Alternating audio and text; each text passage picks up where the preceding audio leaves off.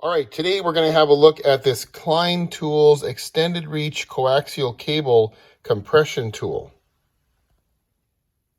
This tool compression crimps on RG59, RG6, and RG6 quad shield coaxial cable, and as well, you can also crimp on RCA or BNC connectors. And that makes it very handy for making cables for TV antennas, satellite dishes, cable TV, audio video cables, as well as security cameras. Let's take a look at some of the features on this crimping tool. First of all, it seems like it's a good quality tool, feels well made, and the crimping arm has a nice smooth action to it. There are also these positive stops here that will prevent over crimping of the connectors. There is a latch to keep the handles together during storage, and these hexagonal leverage points here allow you to press on a connector to a piece of stubborn coaxial cable. These would be especially handy if you're dealing with a piece of thicker RG6 quad shield cable. Now, looking at the plunger on this tool, this is the part that actually makes the compression connection. It's adjustable for different types of connectors.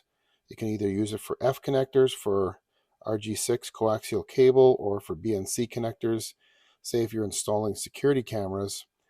And to adjust this, you have to make sure that the tool is open. You don't want to try and adjust it with the arms closed because you can see the plunger is way out of place and it won't adjust right if you do it like that. So open the arms, and then there's two nuts here. This one here is the one that actually adjusts the depth back and forth. This nut here is actually the lock nut that acts like a backstop to keep that plunger in place. Now, depending on the brand of connector you're using, you're going to have to experiment with this and make an adjustment that optimizes the plunging depth for that particular connector. I've found with the connectors that I use, setting this back a little bit behind that line seems to prevent the connector from being over crimped. Sometimes the nut on the connector is too tight if you over crimp it, and it's hard to install on your RF connector afterwards. And on the back, there is a little index here with millimeter marks. And I found that this particular brand of connector I use works if this is just in front of 35 millimeters. Once you have it set to the right position, you can just note the millimeter mark that works best for the brand of connector you're using, and then just refer back to that every time you're going to set the tool up. And then you can just carefully turn this lock nut. I find it helps to keep your finger on the adjustment nut so that it doesn't move at all. And just lock that down. And now that plunger is set, and you can make repeated crimps without adjusting it again. So we can go ahead and crimp on a connector so you can see how this tool works. And it all starts by stripping our coaxial cable and preparing it properly. I'm going to use this rotary stripper to just strip off the end. A few turns. And then the first cut removes the insulation to expose that center conductor. That's what actually carries your TV signal. And the second cut exposes the braided shielding, and beneath that is this foil wrap on that plastic white dielectric, which acts like an insulator for the center conductor. What you want to do is make sure that you peel back that braided shielding so that none of it is touching your center conductor at all. Be very careful and take a little extra time if necessary to complete this step, because any braided shielding that touches your conductor could potentially cause a short or degrade your TV signal. You don't want that. Once the cable is prepared, you can go ahead and set the connector on the end of your coax cable.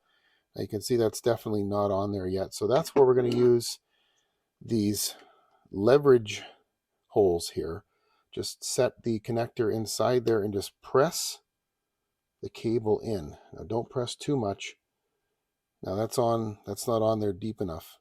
The white dielectric has to be flush with the bottom of that pan there. So we're going to press it on a little more. This is a handy little feature because it makes things a little easier on the fingers, especially if you're dealing with stubborn cable. All right, I think I may have pushed it on a little too much. Okay, we've got our connector in place. You can see that white dielectric is flush with the bottom of that pan inside the nut. Now we can go ahead and just slip the center conductor inside that little hole inside the plunger, set our cable in that little cradle, and we're just going to squeeze. I'm just going to turn this around. We're just going to squeeze until those stops touch. Then we can release. And there's our cable, and that is on there solid.